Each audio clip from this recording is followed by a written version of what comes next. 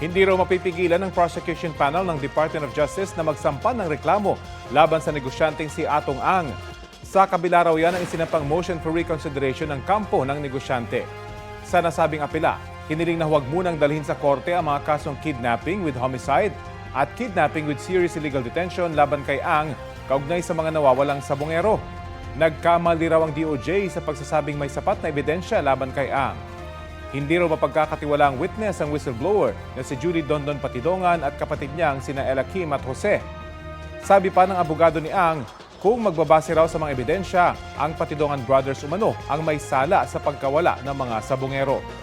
Dapat muna raw sagutin ng Justice Department ang kanilang motion for reconsideration bago magsampa ng kaso.